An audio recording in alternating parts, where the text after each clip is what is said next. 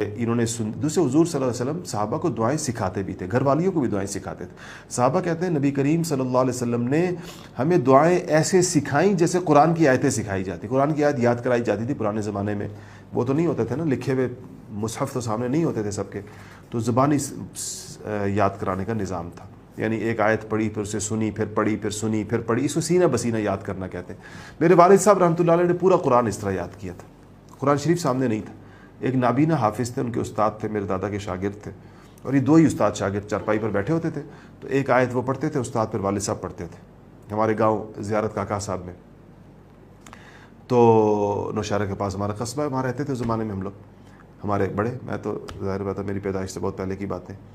تو یہ جو شاگرد تھے ہمارے دادا کے، وہ شاگرد تھے وہ حافظ صاحب، اور والد صاحب کہتے ہیں کہ وہ ہمارے ساتھ بیٹھے رہتے تھے سارا دن، اور ہمیں ایک آیت وہ پڑھتے، پھر ہم پڑھتے، پھر ہم ان کو وہ پڑھتے. اتنی دفعہ ہمیں کہلواتے کہ ہمیں یاد ہو جائے، پھر ہم اس کو پھیرے دیتے رہتے. تو بڑا عجیب طریقہ تھا اس کا. میں آپ کو بتاتا ہوں شاید کسی کے کام آ جائے.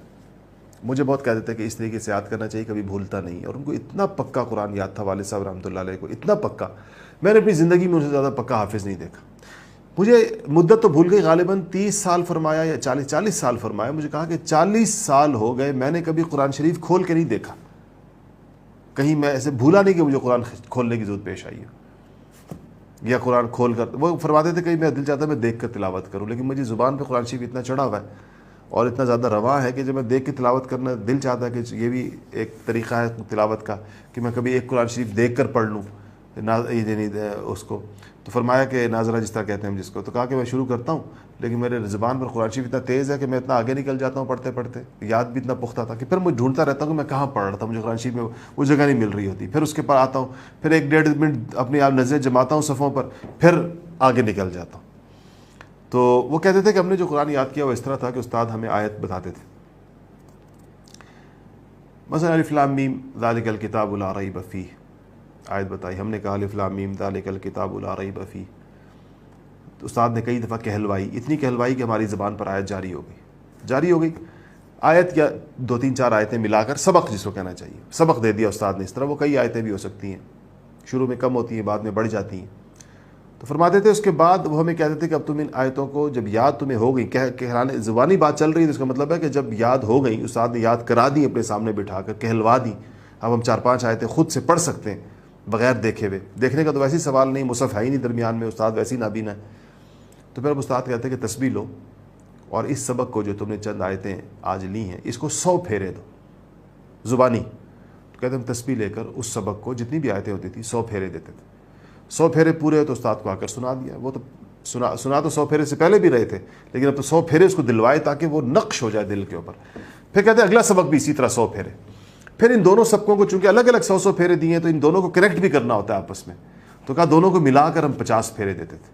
تو آپ سوچیں کہ 100 پھیرے اس کو پڑھ گئے، 100 اگلے سبق کو پڑھ گئے، دونوں کو ملا کر، دونوں سبقوں کو ملا کر 50 دیے، تو گویا ہر سبق کو 150 پھیرا پڑ گیا.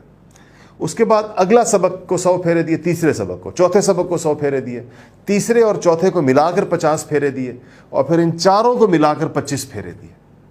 یہ 4 کا سیٹ بن گیا. ایسے ہی 4 کا اگلا سیٹ بنا دیا، 100 پھر یعنی 4 ہی ہو گئے. 5ویں چھٹے کو 100 ملا کر 50، 7ویں 8ویں کو 100 ملا کر 50، پھر 5ویں چھٹے 7ویں 8ویں کو ملا کر 25، پھر پہلے سے لے کر 8ویں تک ان سب کو ملا کر 13 پھیرے. یعنی ہر دفعہ پھیرے آدھے کر دیتے. تو تقریباً آپ سوچیں 100 50 25 کتنے ہوئے، 175. 175 میں 13 ملا دیں تو 78 اور 88، تقریباً 188 190 پھیرا ایک سبق کو پڑھ جاتا تھا اس طریقے کے ساتھ. یہ قرآن شریف پھر نہیں بھولتا انسان کو. یہ ساری عمر ایسے جیسے آپ کے دل کے اوپر تحریر ہے، جب مرضی پڑھیں. الف لام میم سے لے کے والناس تک. والد صاحب رحمۃ اللہ علیہ نے 1 رات کا ختم بھی کیا ہوا تھا جب سردیوں کی لمبی راتیں ہوتی، 3 رات کا ختم بھی کیا تھا. اب 4-5 راتوں کا ختم تو ان کے لیے رمضان کے اندر ایسا تھا جیسے معمول. اللہ پاک نے بہت پڑھنے کی توفیق دی تھی. سارا دن ہم دیکھتے تھے کہ حالانکہ بہت اونچے درجے کی کتابیں پڑھاتے تھے اور مختلف مضامین میں PhD کراتے تھے. ان کے پاس تفسیر میں، فقہ میں، حدیث میں، عقیدے میں، اتنے بڑے بڑے مضامین میں لوگ، انٹرنیشنل اسلامک یونیورسٹی اسلام آباد میں ان کے پاس PhD کرتے تھے اسٹوڈنٹس. اور لیکن اس کے ساتھ تلاوت.